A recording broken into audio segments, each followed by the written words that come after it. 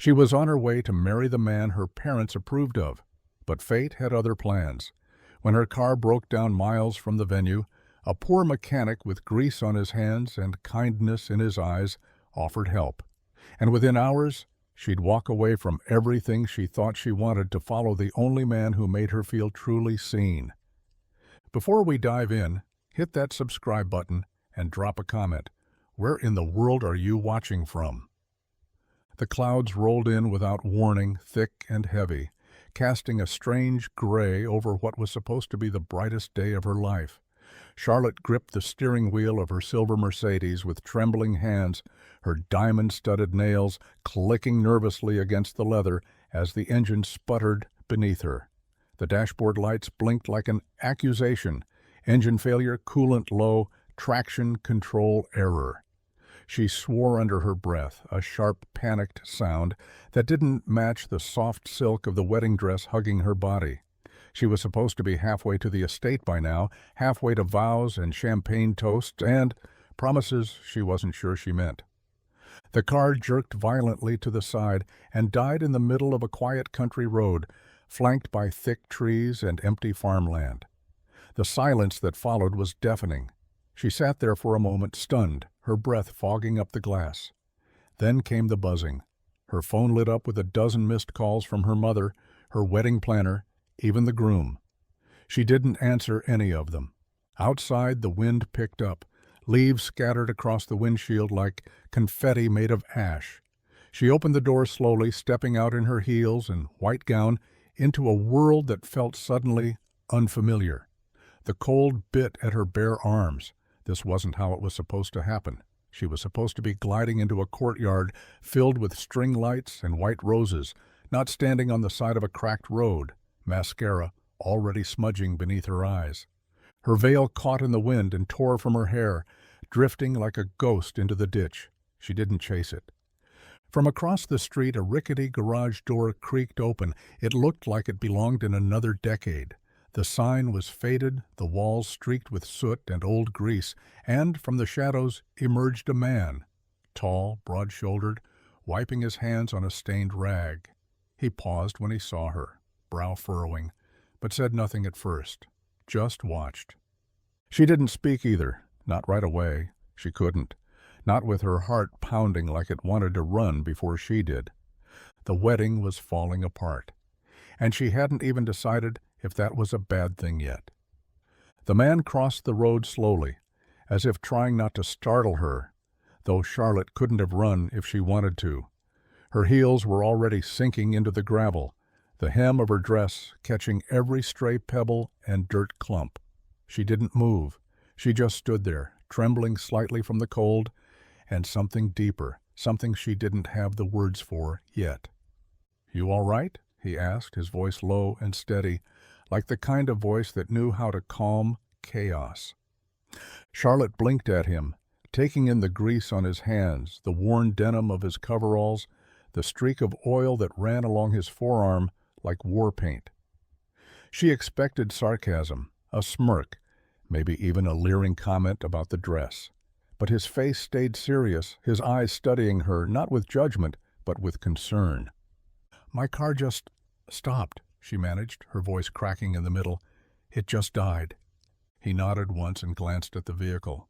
"Mind if I take a look?" She hesitated. Every fairy tale warning she'd ever been told flickered through her mind. Don't trust strangers. Don't go near strange buildings. Don't follow men you don't know. But something about this man, his silence, his patience, cut through the noise. She stepped aside. He crouched beside the front of the car, fingers brushing beneath the hood before popping it open. Steam hissed up in a cloud. He didn't flinch. "Coolant lines cracked. Looks like the whole system's been overheating for a while," he said, leaning in. "You're lucky it didn't blow out completely." Charlotte wrapped her arms around herself, trying to suppress a shiver. "Can you fix it?" He glanced at her, then back to the engine. "Yeah, but it's going to take a while. This isn't a 10-minute patch job. I have a wedding in an hour." He stood upright, looking her over again, not in a rude way, more like someone trying to figure out if she was joking. Then, quietly, "You don't look like you want to be there." The words hit her like an open palm, not because they were offensive, but because they were true. She didn't respond. She just looked at him, and for the first time that day, she felt seen. The silence between them stretched, tight as a violin string. Charlotte looked away first, pretending to study the road, the trees, anything but the man who had just spoken the one sentence no one else had dared to. Everyone else only saw the dress, the guest list, the venue. No one had looked at her long enough to see the doubt buried beneath the mascara and lace. Until now. He didn't press her for an answer. He just wiped his hands on the rag again and gestured toward the garage. "It's warmer inside. I can get started while you wait."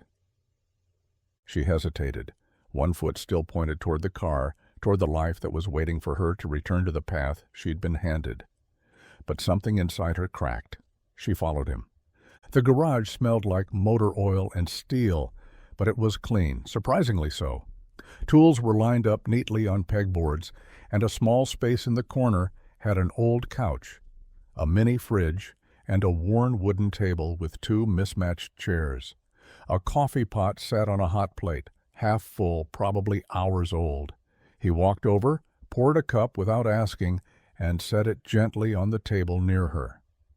"I'm Mateo," he said simply. "Charlotte." He nodded and grabbed a flashlight from the workbench, heading back out without another word. She sat, wrapping her fingers around the mug, the warmth seeping into her hands like it was trying to remind her she still had a pulse. Her phone buzzed in her purse, again and again. She didn't look. The ringtone was her fiancé's custom tone, the same man who, just last night, had said, "We don't need love to make this work. We need stability." She remembered freezing when he said it, smiling through it, brushing it off like a stray hair on a silk dress. But now, sitting in this old garage, the sound of real tools against real metal in the background. She wasn't sure what was more terrifying, missing her wedding or going through with it. She looked toward the open bay where Mateo's silhouette moved in and out of the light. He didn't know her, had no reason to care, but he'd looked at her with more honesty in 5 minutes than her fiancé had in 5 months. And for the first time that day, she didn't feel like a bride. She felt like a person again. The old clock on the garage wall ticked louder than it had any right to. Charlotte sat with the coffee untouched, her gown pooling around her like a silk storm cloud. Outside, the sound of Mateo's tools clicking against the engine echoed through the air, sharp, purposeful, honest. It was the only thing grounding her, the only thing that didn't feel rehearsed. She finally reached into her purse just to silence the buzzing. 32 missed calls, 6 voicemails. Her mother's number blinked at her like a threat. The last message was from Victor, her fiancé. She pressed play before she could talk herself out of it. "Charlotte, this is insane. Where are you? We have guests arriving. My parents are already asking questions. This is not the time for one of your episodes. Call me. Now." She exhaled through her nose and set the phone down without deleting the message. Her throat tightened. The word stuck with her. Episode. Like her fear was a flaw. Like her gut instinct was a malfunction. Victor had a way of dressing up control and politeness, like gift wrap over handcuffs. Mateo stepped back inside, wiping his brow with the back of his hand. A smudge of oil crossed his cheek, and he didn't bother to wipe it. "Got the cracked line off. It's worse than I thought, but I've got something that'll hold. Might take an hour, maybe 2. She nodded, her voice thin. "Thank you." He looked at her carefully, the way someone looks at a person trying too hard to seem composed. Then, almost gently, "That guy, the one waiting for you, does he love you?" She blinked. "He says he does." Mateo raised an eyebrow but didn't comment. He walked to the fridge and pulled out a bottle of water, offered it to her. She took it with trembling hands.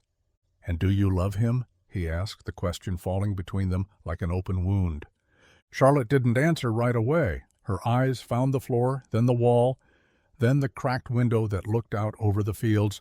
Somewhere in the distance, thunder rolled. "I don't know," she whispered. Mateo nodded as if he already knew, and that terrified her more than anything else. Rain started tapping on the tin roof, soft at first, like a warning. Charlotte pulled the shawl tighter around her shoulders, though it didn't help much.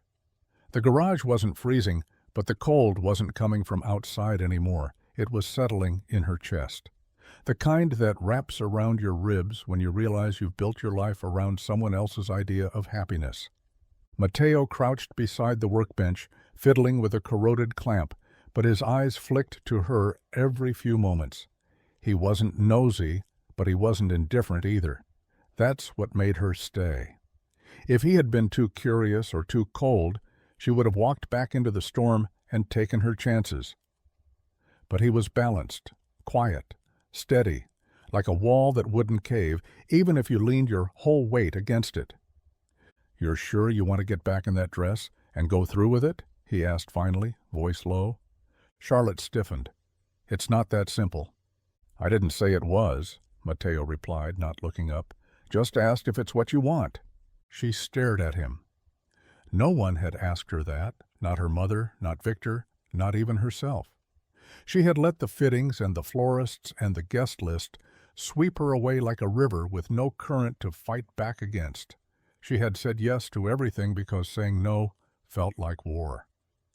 "I don't know what I want," she said, voice barely above a whisper. He finally stood, wiping his hands on a rag. "That's fair. But knowing what you don't want is a start." She looked at him, her eyes rimmed red. "You talk like someone who's had to make that kind of choice."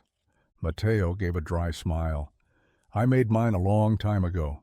Stayed here to take care of my old man instead of leaving for a fancy job out west. Everyone said I'd regret it. Maybe I do, sometimes, but I'd regret it more if I hadn't." Charlotte studied his face. There were lines at the corners of his eyes, the kind that don't come from age, but from decisions that carry weight. She thought about her wedding dress hanging in the back seat of her car, about Victor's voice, sharp and cold, about how she hadn't smiled without effort in months. "I think I know what I don't want," she whispered. Mateo didn't nod, didn't grin. He just met her eyes and said, "Good." And for the first time, the rain didn't sound like a warning anymore. It sounded like a beginning. Charlotte stood near the open garage door, watching the rain blur the world outside. The trees, the gravel road, even her car, everything looked smudged, like someone had wiped their hand across a canvas that wasn't dry. She wasn't sure how long she'd been standing there, but time had stopped moving the second she said the words out loud. "I think I know what I don't want." It was the kind of sentence that couldn't be unsaid, the kind that echoed longer than expected. It was terrifying. Behind her, Mateo moved with the quiet rhythm of someone used to working alone. He didn't fill the silence. He respected it. That made it worse somehow because it gave her room to think. And when she thought too much, everything began to unravel. Her phone rang again. She didn't move. It rang a second time. Still, she stayed frozen. On the third ring, Mateo stepped away from the engine and looked at her. "You gonna get that?" She shook her head slowly. "If it's important, they'll call again." Mateo wiped his hands on the edge of a cloth, but didn't press. He just leaned against the doorframe beside her and looked out into the storm. "They're probably freaking out by now," she muttered, voice bitter with guilt.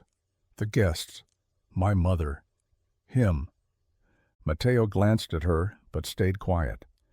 "They all think I'm having a meltdown or something, that I'm being dramatic, selfish, flaky." Her words came faster now, sharp and defensive, even though no one had accused her. Not yet. "But none of them ever asked if I was happy, not once." "You don't sound selfish to me," he said simply. She laughed bitterly. "You don't even know me."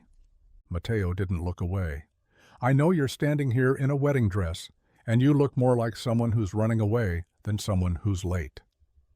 Charlotte turned toward him, caught in the weight of that truth. She searched his face, half hoping he'd smirk or downplay it, but he didn't. He just looked at her the way people should look at someone who's breaking, like he wasn't scared of the mess. "I'm not sure I can go back," she whispered. Mateo's reply came without hesitation. "Then don't." The words sat in the air like thunder that hadn't struck yet.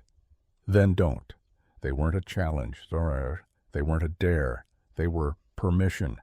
The kind Charlotte hadn't realized she'd been waiting her entire life to hear. She looked back out at the road, rain still falling in silver sheets, turning the gravel into mud and making everything ahead look distorted, but her path had been blurry long before the storm.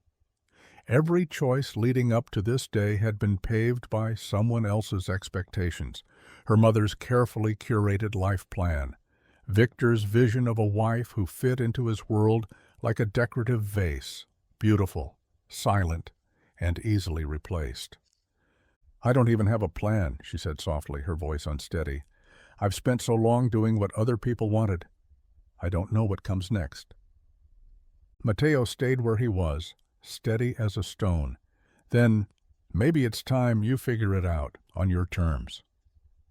She scoffed under her breath, not because she didn't believe him, but because it sounded so impossibly far from where she was. "And what? Just disappear? Leave him at the altar? Let everyone think I've lost my mind?" Mateo turned to face her fully now. There was no judgment in his eyes, only a quiet strength, the kind forged in years of quiet sacrifice. Maybe losing your mind isn't the worst thing if you find your heart in the process. Charlotte bit her lip to stop it from trembling. No one had ever spoken to her like this before, like she was a person, not a role to be played or a prize to be claimed. She felt naked in a way the silk dress couldn't hide, exposed but not embarrassed, just human. Her phone buzzed again on the table. She didn't check it. She didn't need to. She already knew what the messages would say. "Where are you? You're embarrassing us. You owe us an explanation." But for once, she didn't owe anyone anything. She looked at Mateo. "I think I need air," she said. He nodded. "Come on. I know a place." And just like that, without grabbing her veil or her phone or her fear, Charlotte stepped into the rain, not toward her wedding, toward something real. The rain had softened to a quiet drizzle, the kind that made everything shimmer but didn't demand attention. Mateo walked a step ahead, his boots crunching through the gravel, while Charlotte trailed behind, the hem of her dress soaked and dragging like a ghost she couldn't quite shake off. She didn't ask where they were going. For once, she didn't need a destination to feel like she was moving forward. They turned down a narrow dirt path behind the garage, lined with trees that bowed under the weight of the weather. It felt like a hidden world, untouched by the expectations she'd spent her life trying to outrun. The silence between them wasn't awkward, it was steady. Mateo didn't fill it with noise, and she didn't feel the pressure to explain herself. After a few minutes, they reached it. A clearing, open and wide, bordered by tall grass and framed by the fading gray of the sky. In the middle stood an old wooden bench worn by weather and time. Mateo nodded toward it. "My dad built this place, said everyone needs a spot where the world doesn't follow." Charlotte sat, slowly, careful of her dress, but no longer caring as much as she had an hour ago. The bench creaked beneath her, but held. Like everything in this town, old, weathered, but dependable. He didn't sit beside her, not yet. He just stood there, arms crossed, watching her, like he could see something shifting behind her eyes. "I was 18 when I almost left," he said, voice low. "Had a job offer in Phoenix, better money, brighter future. But my mom had passed and my dad, he wasn't the same. So I stayed. Told myself I'd just be here a year, maybe 2. Charlotte glanced up at him, studying the lines in his jaw, the tension in his shoulders. "And now?" He met her gaze. "Now I fix cars and build things that don't always last, but mean something while they do." She looked away, her voice barely a whisper. "I've never built anything that felt like it was mine." He stepped forward, finally sitting next to her. Not too close, just enough. Then maybe it's time you do." She didn't cry. Not then. But something inside her finally gave up trying to hold the weight alone, and in the stillness of that clearing where no one was watching, Charlotte exhaled for the first time all day. By the time they walked back to the garage, the sky had cracked open just enough to let in streaks of silver light. Charlotte's once pristine dress was now damp, streaked with dirt at the edges. Her hair had curled slightly from the rain, strands falling loose from the carefully pinned style that had taken hours to perfect. She looked less like a bride and more like a woman who had just survived something, and maybe she had. Inside the garage, the warm hum of the space welcomed her again like an old song. Matteo knelt beside the car, tools spread out around him, but his eyes flicked toward her as she entered. She didn't need to say anything. He didn't need to ask. She sat on the same stool as before, fingers tracing the rim of the coffee mug, now cold and forgotten. Her phone sat face down on the table, silent for the first time in over an hour. The stillness was eerie, but freeing. He worked for a while in silence, the sounds of metal against metal, rhythmic and grounding. Then, without looking up, he said, "You can still go back, you know. I can have the car ready in 20 minutes, maybe less." Charlotte looked at the car, then at her reflection in the dusty window across the room. What stared back at her wasn't the polished, composed bride people expected. It was someone stripped down to the bone, unsure, imperfect, and finally honest. "I don't think I want to," she said. Matteo paused, his wrench mid-turn. Slowly, he set it down and stood. "You sure? No one would blame you if you changed your mind." She met his eyes, voice steady now. "I'd blame myself." For a moment neither of them moved. The weight of her decision pressed between them, thick and undeniable. There was no going back, not just to the wedding, but to who she was before today. "I don't know what happens after this," she admitted. Matteo didn't offer promises. He didn't hand her a roadmap or try to paint a picture of a perfect future. He simply walked over, picked up her veil from where it had been tossed aside, and placed it gently on the table like something sacred, but finished. "Then we figure it out from here," he said. And for the first time since she'd put that dress on, Charlotte didn't feel trapped in it. The hum of the fluorescent lights above buzzed softly as the last of the rain dripped from the gutters outside. Charlotte sat with her fingers clasped in her lap, staring at the floor like it might offer her a sign. The silence between her and Matteo wasn't uncomfortable. It was necessary, a kind of stillness that allowed truth to breathe. But then her phone lit up again, one buzz, then two, then three in quick succession. Matteo glanced at it but didn't say anything. He was giving her space to decide whether she wanted to go back to that noise, to that life filled with expectation and deadlines disguised as traditions. She didn't move, but this time curiosity gnawed at her. She turned the phone over and opened the messages. Her mother, "People are starting to arrive. We can still salvage this if you hurry." Her planner, "We've delayed the start by 30 minutes. Everyone's being very patient." And Victor, "You're humiliating me. Don't make this worse than it already is. Come back now." Not, "Are you okay?" Not, "I'm worried." Not even, "I love you." Just damage control. Charlotte's throat tightened and her fingers curled around the phone until her knuckles turned white. Matteo must have seen the change in her face because he walked over and crouched beside her, wiping his hands on a cloth as he did. "Bad?" he asked. She nodded, jaw clenched. "It's all about appearances. That's all it's ever been. My mother's worried about the guests. Victor's worried about his image. No one's asking why I left." Matteo looked at her, eyes steady. "Then maybe that's your answer." She didn't cry. She thought she might. But the tears that had threatened to break loose all day dried up, scorched by clarity. She set the phone down gently, screen facing the table, and exhaled like it hurt to do so. "I'm not going," she said. "Not because I want to make a scene, not because I want to hurt anyone, but because if I walk into that church right now, I'm signing up for a life I never chose." Mateo leaned back slightly, watching her, the kind of look that saw more than most people said out loud. "That kind of honesty?" he said. "It's rare." Charlotte smiled faintly, her voice quiet, but certain. "I'm done lying to myself." The knock on the garage door came like a gunshot. Sharp, sudden, demanding. Charlotte's body stiffened before the sound even registered fully in her mind.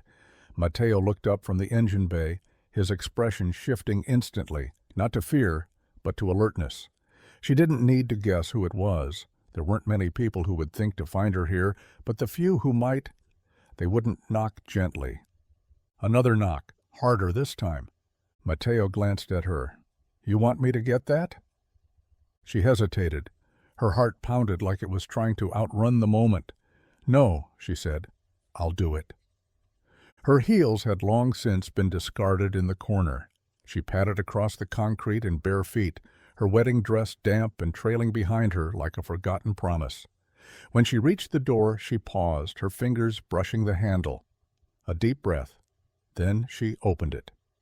Standing there in the gray light was a man in a black suit, tall, well-groomed and soaked from the rain, but not because he cared. His jaw was clenched tight. "Victor." "There you are," he said flatly, his voice a strange mix of relief and barely restrained fury. "What the hell is going on, Charlotte?"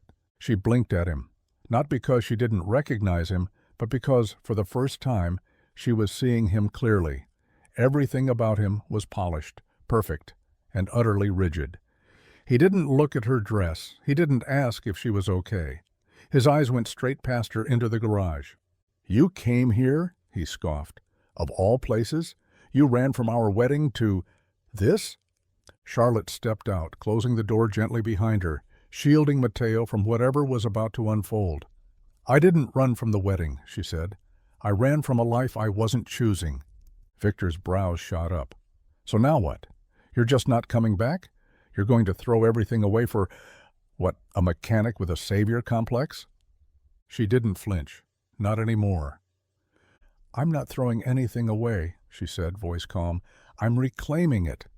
Victor stared at her, incredulous. "And what am I supposed to tell everyone?" Charlotte met his gaze, unwavering. "Tell them the bride finally told the truth." Victor stared at her like he didn't recognize the woman standing in front of him. Maybe he didn't. Maybe that's what scared him. His breath fogged in the cooling air, mixing with the wet scent of pavement and rust.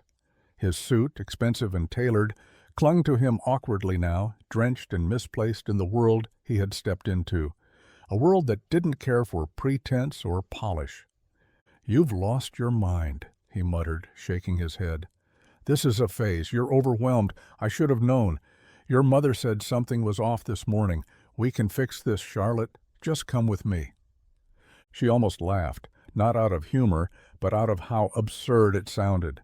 Like her unhappiness was a glitch to be repaired, a wrinkle to iron out before guests noticed.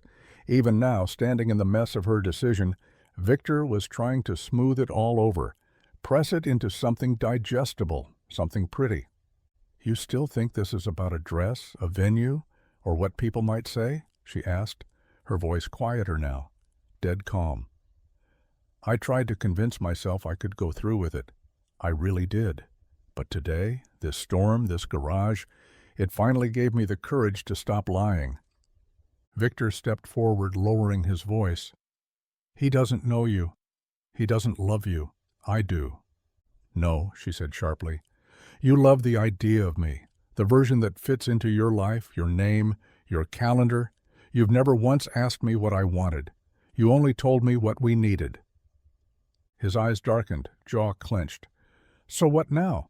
You stay here, with him? You think this mechanic can give you a future?" "I don't know," Charlotte replied, stepping back toward the garage door. "But at least he asked me who I am, instead of telling me who I should be." Victor's mouth opened like he had something else to say, some final blow to throw, but nothing came. She turned, hand on the door. "Go home, Victor. The wedding's off." And when she stepped back inside, the garage didn't feel like a place she'd escaped to anymore. It felt like the first place she'd chosen.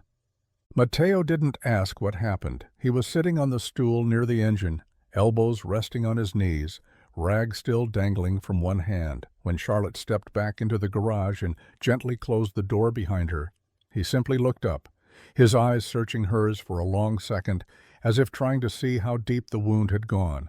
She walked past the workbench slowly, each step feeling heavier than the last. She didn't cry. Not this time. There was something too solid in her chest now, like the shock had settled into something sharp and certain. Her whole body trembled with adrenaline, but her voice stayed steady when she finally spoke. "He came," she said, barely above a whisper, "tried to talk me into coming back." Matteo watched her for a moment before nodding once, like he expected as much. "You okay?" "I don't know," she admitted, folding her arms across her chest, still trying to warm herself from the inside out. "But I meant it. Every word." He stood, walking over slowly, cautious, like he didn't want to crowd her. "You sure? Because that kind of choice, once it's made, there's no rewinding it." Charlotte met his gaze, her spine straightening.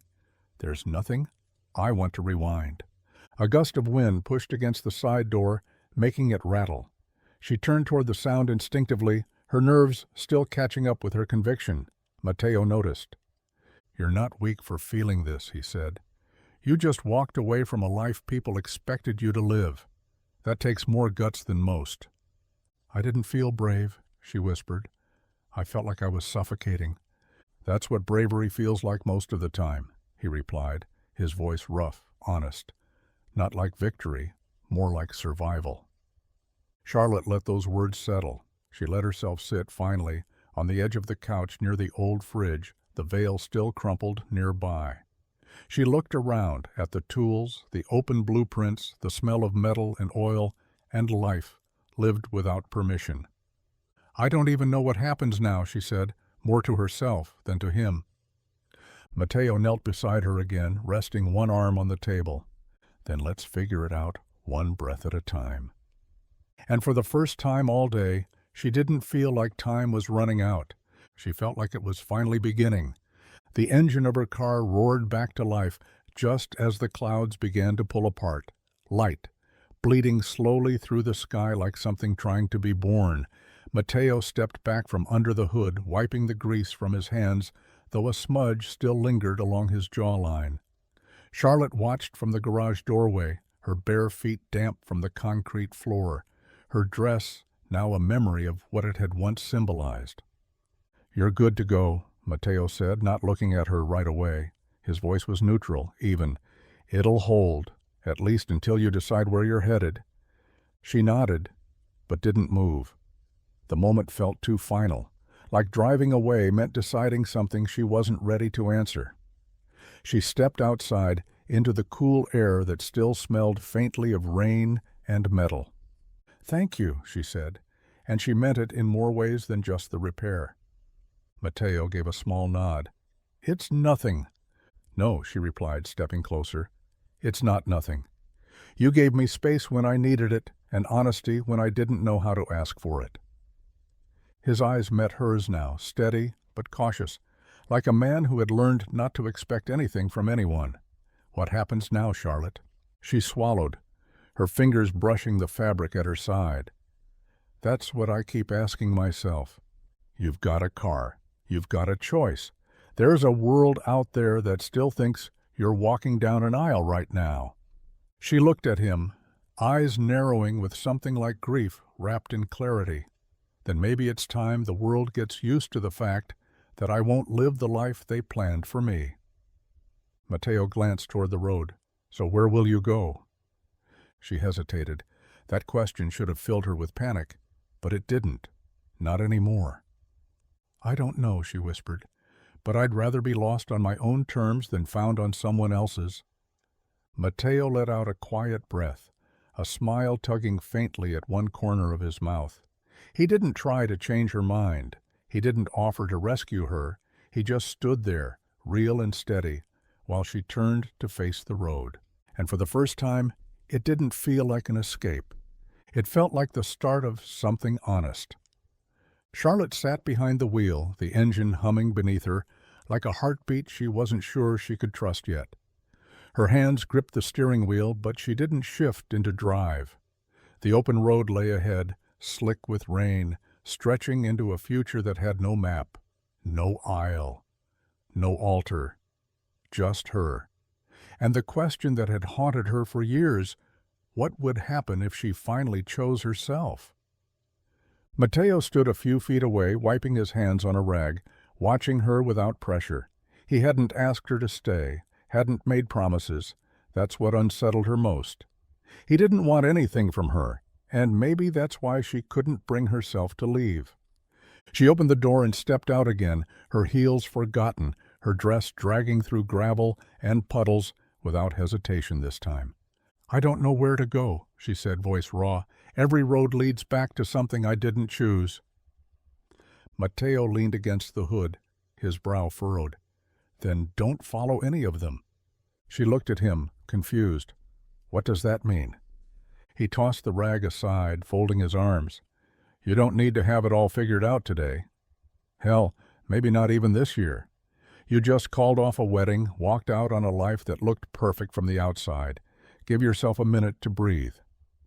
Charlotte stared at him, her breath caught somewhere between fear and understanding. "You make it sound so simple." "It's not," he said quietly, "but it's worth it."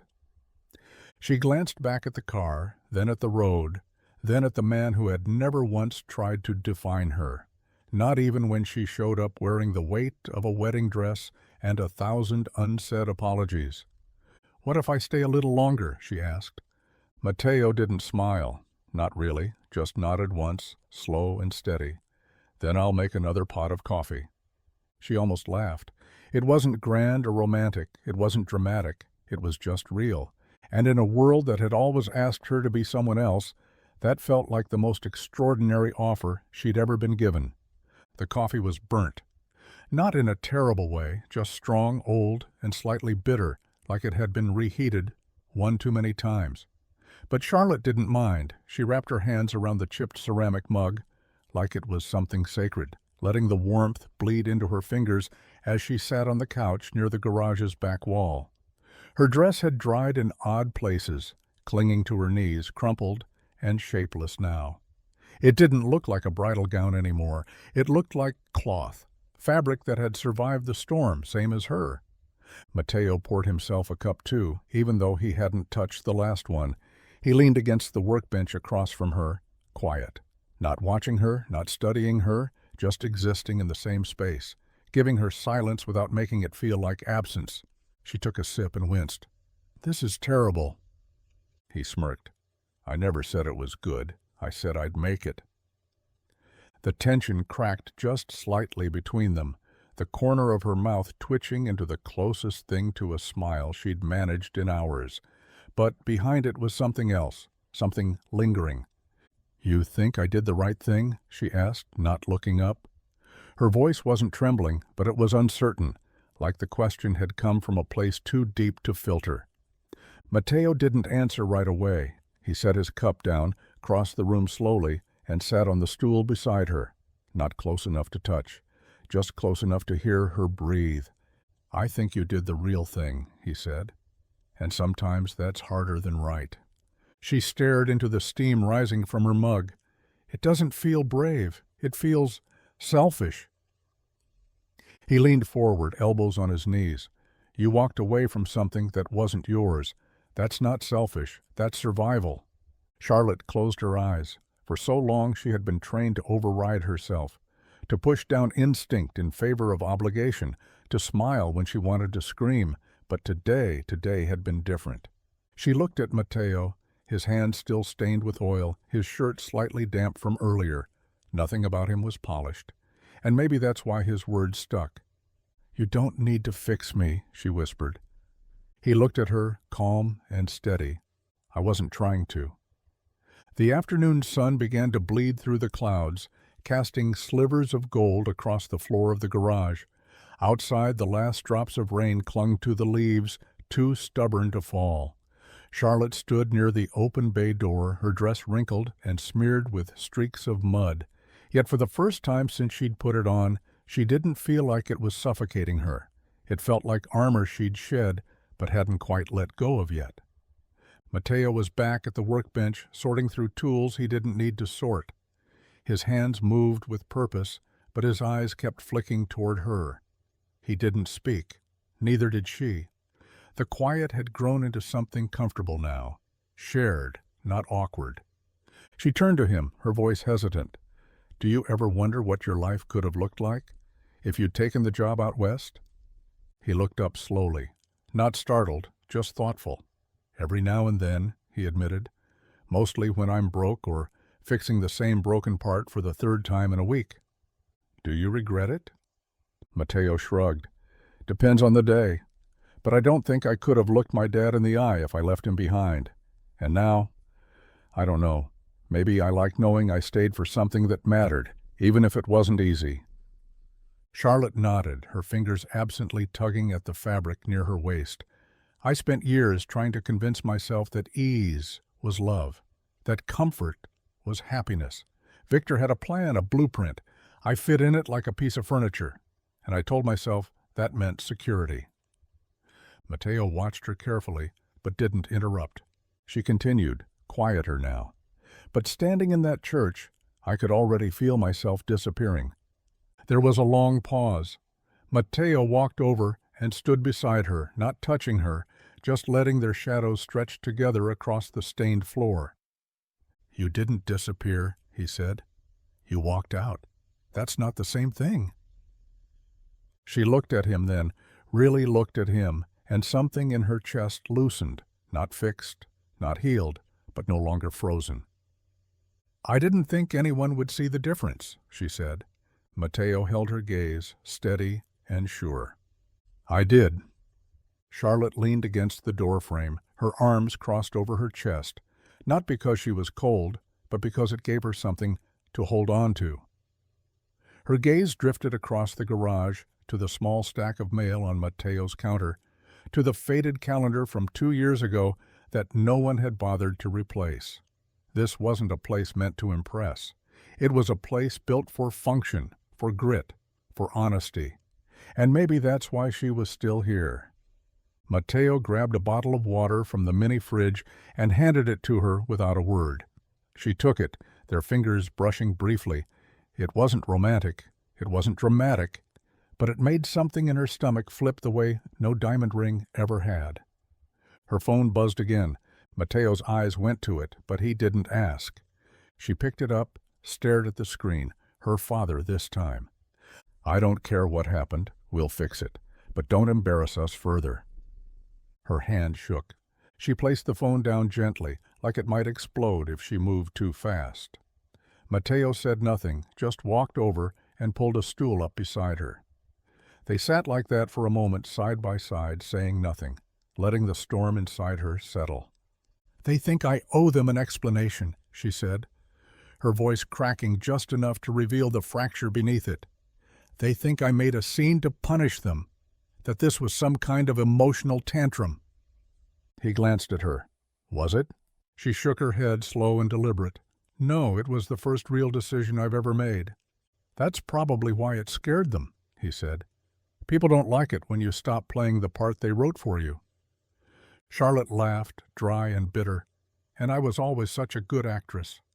Mateo looked at her then, not through her, not around her, but directly into the parts she'd spent years keeping hidden. "You don't have to perform here," he said. She blinked slowly, as if absorbing the weight of that truth. Then her shoulders dropped for the first time in hours. "I don't think I want to leave," she whispered. "You don't have to," he said back, just as quietly. And in that shared silence, something unspoken between them finally took root. The sun dipped lower, casting long shadows across the garage floor.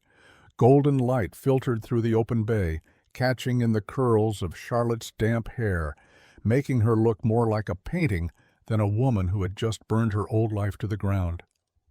Mateo was quiet, seated across from her at the small table where a stack of unpaid bills peeked out from under a newspaper.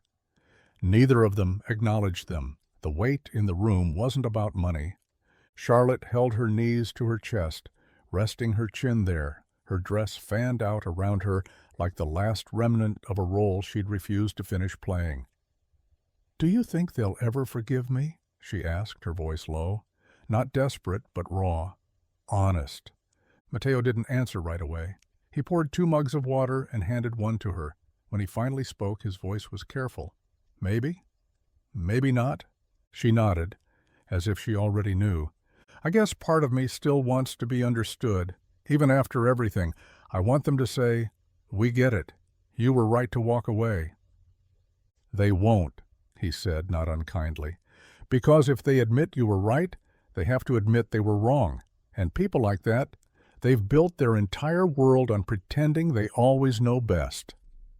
Charlotte stared down into the mug like it might offer clarity. "Then what am I supposed to do with all this guilt?"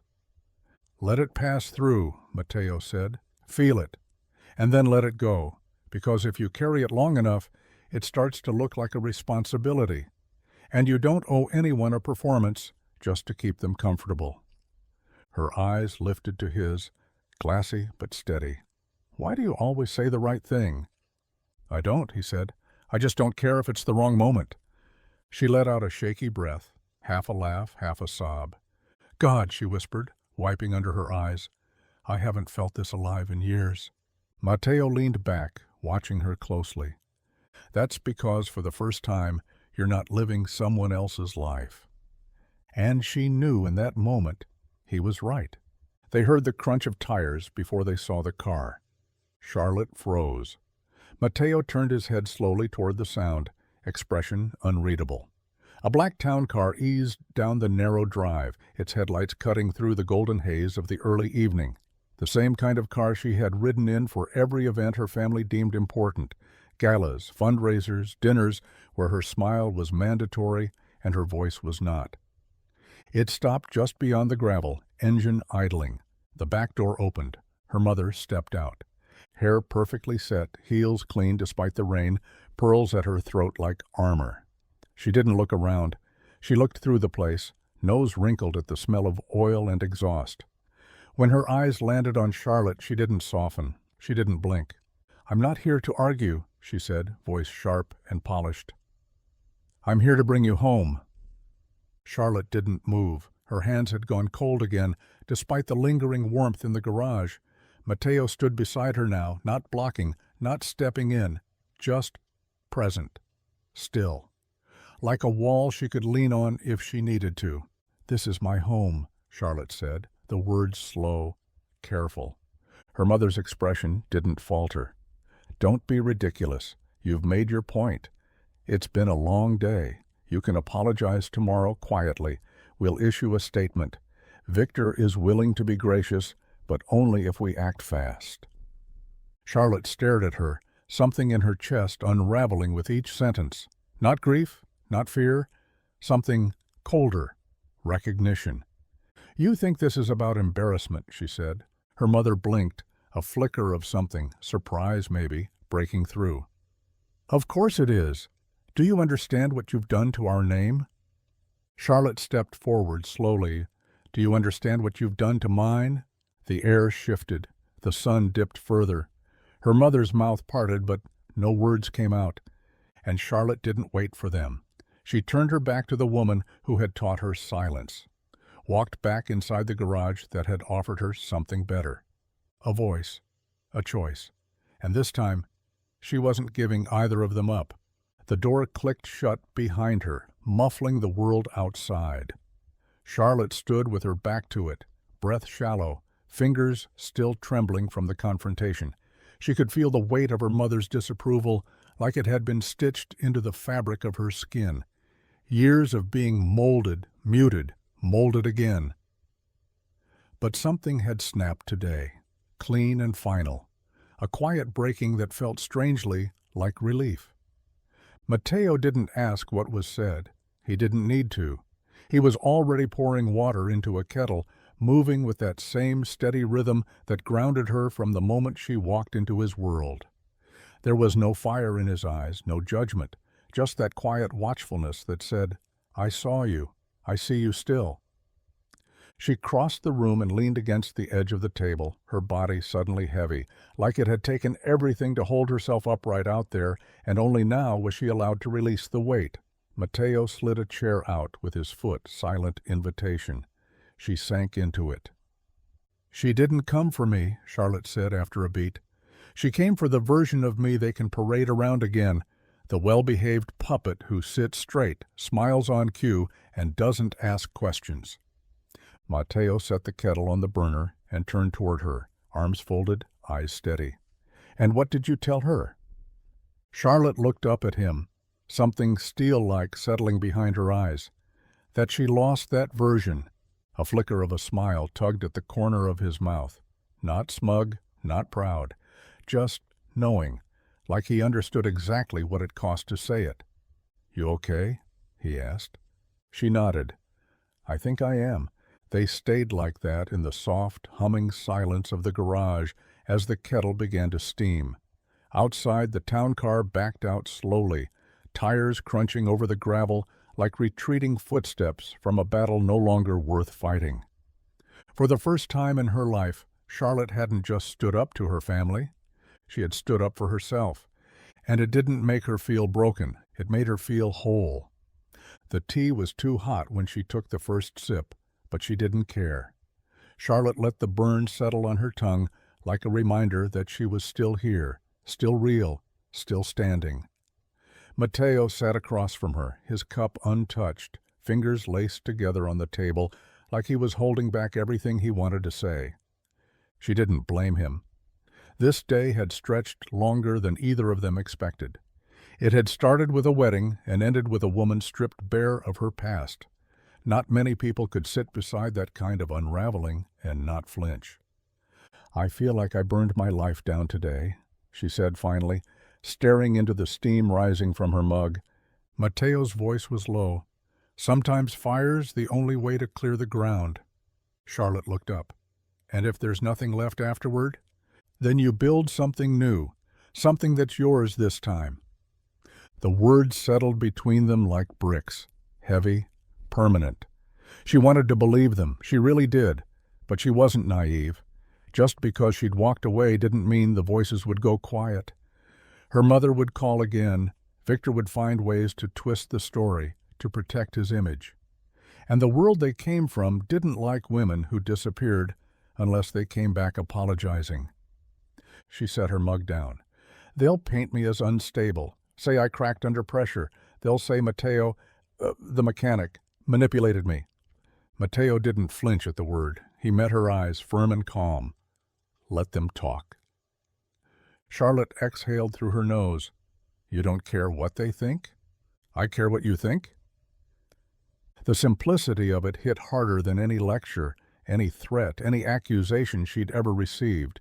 He didn't want to control the narrative. He wasn't interested in spinning the truth into something more digestible.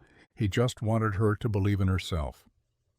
Charlotte leaned back in the chair, arms folded, the tension in her shoulders easing for the first time in what felt like years. Maybe she had burned her life down, but in this quiet, flickering space, beside a man who spoke in truths instead of performances, she finally realized she hadn't lost everything. She'd finally begun. The sky was dimming fast now, folding into the quiet gray of evening. Shadows stretched long across the garage floor, and the hum of passing cars on the distant highway began to fade into a low, constant hush. The world felt slower here, less demanding. Charlotte sat on the edge of the couch, absently peeling at the tag on the tea bag like she needed something small to do with her hands. Her wedding dress had dried stiff, wrinkled beyond repair. It clung to her like a relic from a ceremony that never happened. She looked down at herself and laughed, quiet, broken, real. "I should take this off," she said. "It's ridiculous now." Mateo leaned against the workbench, arms crossed, eyes soft. "You don't have to do anything until you're ready." She stood slowly, feeling the weight of the fabric pulling at her, like the dress itself still wanted her to finish what it was made for. She reached for the buttons down the back and froze. "I can't reach," she whispered. Mateo stepped forward, stopping a few feet from her. "Want help?" Charlotte nodded without turning around. He moved closer, hands gentle, slow. His fingers worked through the row of buttons, each one feeling heavier than the last. They weren't just closures, they were chapters. Every one of them a moment she had agreed to something she didn't want. Every one a step toward a future someone else had drawn. When the last button came undone, Charlotte let the dress slide from her shoulders. She caught it at the waist and held it there, standing in silence as the cool air kissed the bare skin of her back. Mateo didn't move, didn't stare. He just stood behind her like a wall, silent and respectful, grounding her. She turned slowly, holding the dress in her arms like something that no longer belonged to her. "I don't know what happens next," she said, her voice steadier than she felt. Mateo met her eyes. "Then let's start with something small." She tilted her head, confused. "Like what?" He smiled just a little. "Dinner." And in that ordinary word, she found something she hadn't expected. Hope. Charlotte sat on the stool at the tiny counter beside the workbench, wearing a pair of Mateo's flannel pajama pants and an old T-shirt he had offered her without saying much. The clothes hung loose on her, but for the first time in days she felt like herself. No corset laced too tight, no heels she had to smile through the pain in, just cotton, warm air, and the smell of something simple and human, grilled cheese on a cast-iron pan. Mateo moved around the makeshift kitchen with a kind of quiet grace, as if he didn't want to disturb whatever fragile thread held this strange, new moment together. She watched him, trying not to think about the chaos she'd left behind only hours ago, the shocked faces, the cold phone calls, the silence that had followed her mother's final look. She tried not to think about the headlines that might be coming, or Victor's anger, or the way she'd driven the knife into every expectation placed on her with a single sentence: "I'm not coming." "What's your story?" she asked suddenly, breaking the quiet. Mateo glanced over his shoulder. "What do you mean?" She shrugged. "Everyone's got a reason for why they're where they are. You said something about your dad.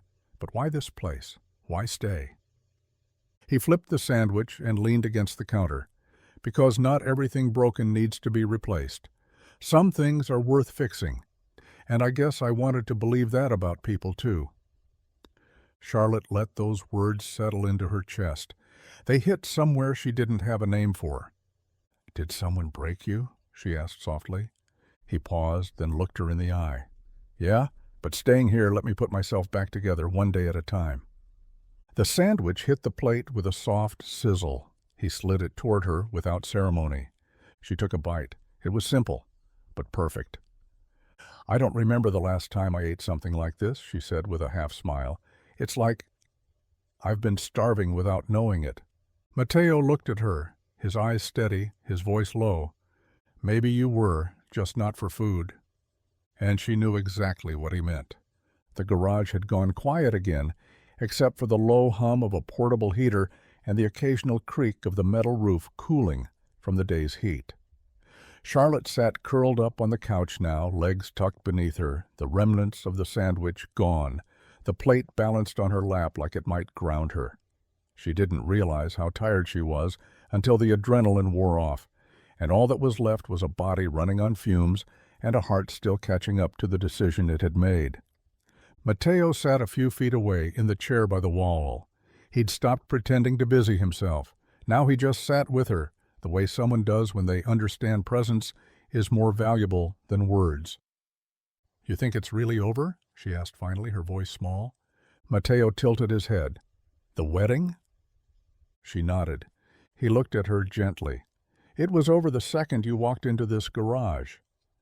Charlotte blinked slowly, eyes tracing the ceiling. "It doesn't feel real yet. I keep expecting someone to show up and drag me back, like this is just a scene in a movie where I get my rebellion and then I go back to being the obedient daughter." He let the silence breathe before replying. "That's the thing about breaking the script. Once you do, you can't pretend it didn't happen." She thought about that for a long time, about all the years she smiled through discomfort, bit her tongue instead of saying what she meant, chose what was expected because it was safer than uncertainty, and now here she was, barefoot, in borrowed clothes, sitting in a garage that smelled like oil and warmth, eating grilled cheese with a man who saw right through her mask from the beginning. "I don't miss him," she whispered, like she wasn't sure if it was wrong to say. Mateo nodded slowly. "Then that's your answer." Charlotte stared down at the plate in her lap, her fingers tracing the chipped edge. "I think I miss who I thought I was supposed to be more than who I left." And that was the grief she hadn't let herself feel yet, not for a man or a wedding, but for a version of herself that never truly existed.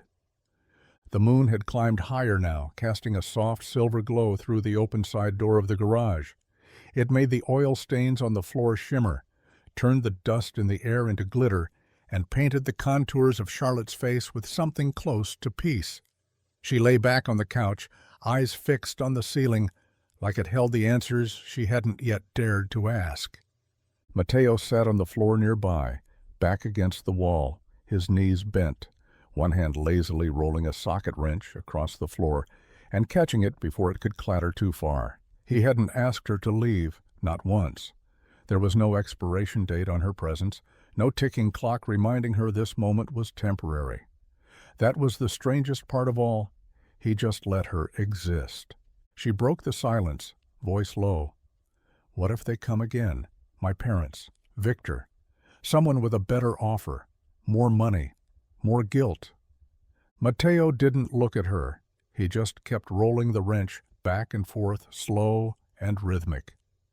"Then you tell them no again, and again after that, and as many times as it takes until they understand that you get to decide who you are." She closed her eyes. "I don't know if I'm strong enough to keep doing that." "You are," he said. "You already did the hardest part." Her throat tightened. "That's the thing. I thought walking away would feel like the end of something, but it feels like the beginning, and beginnings are terrifying." "Yeah," he said softly, "but they're also honest." She turned her head toward him. "Why are you being so kind to me?" He looked at her then, his eyes meeting hers in the dark. "Because someone should have been, a long time ago." Charlotte swallowed hard. The ache in her chest wasn't pain, it was space. Something inside her making room for truth, for air, for something that didn't require her to perform to be loved. She whispered, "I don't want to go back." And Mateo nodded like he'd known that all along. "Then don't." The wrench stopped rolling, and the silence between them said more than either of them could. The sound of birds was the first thing she noticed when she woke up, sharp and startling in the stillness, as if the world had decided to carry on without asking for permission. Morning light poured through the garage windows, warm and golden, touching everything with a softness that made the night before feel distant, almost dreamlike. Charlotte sat up slowly, the borrowed blanket sliding off her shoulders. Her neck ached from the angle she'd slept in, but she didn't care. The ache was proof she'd rested in a place that hadn't expected her to perform. The couch cushions were old, the air smelled faintly of grease and pine, and her hair was tangled, but she felt more whole than she had in years. Mateo was already awake. She spotted him outside through the open garage door, crouched next to a rusted-out pickup, sunlight streaking across his back. He hadn't changed much, still in yesterday's flannel, sleeves rolled, hands working without hurry. There was no theater in the way he moved, no urgency to impress. He just did what needed doing. Charlotte watched him for a long moment before stepping outside, barefoot again, the concrete cool beneath her feet. He looked up as she approached, eyes squinting slightly against the light. "Morning," he said. She offered a soft smile. "You let me sleep." "You needed it." They stood in silence for a beat, the sound of wind rustling through the trees filling the space between them. It wasn't awkward. It was real. "I should probably figure out what comes next," she said, voice quiet. Mateo nodded. "You don't have to figure it all out today." Charlotte looked at the field beyond the garage, the open sky, the dirt under her feet. Everything ahead of her was unknown, But unlike yesterday, that uncertainty didn't feel like a cliff. It felt like a door. "I think I want to stay," she said suddenly. "Not forever, just long enough to remember who I am." Mateo didn't ask for promises. He didn't need to. He just said, "There's space here for whatever you need." And for the first time she believed it, not just in him, but in herself. Later that afternoon the sun hung low behind the clouds, casting a golden softness over the small clearing behind the garage.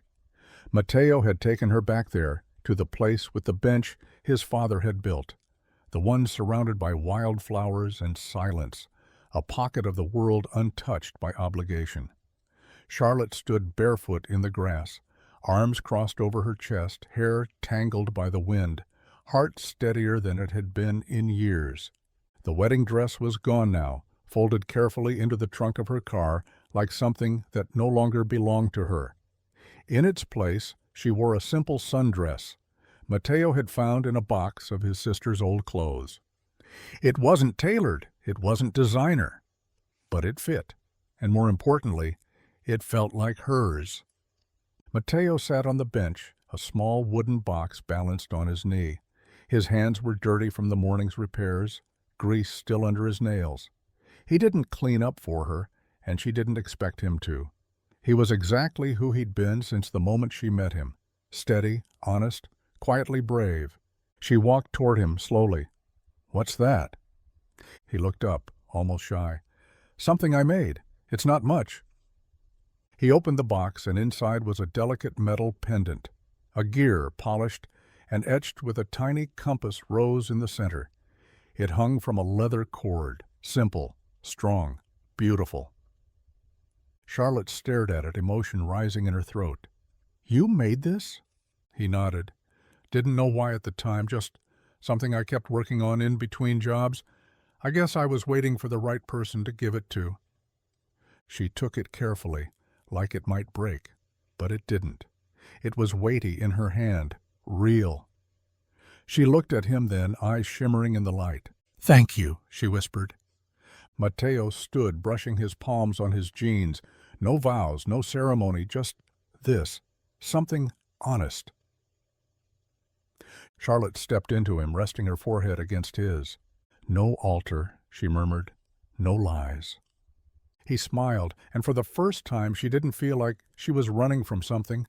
She was finally walking toward it.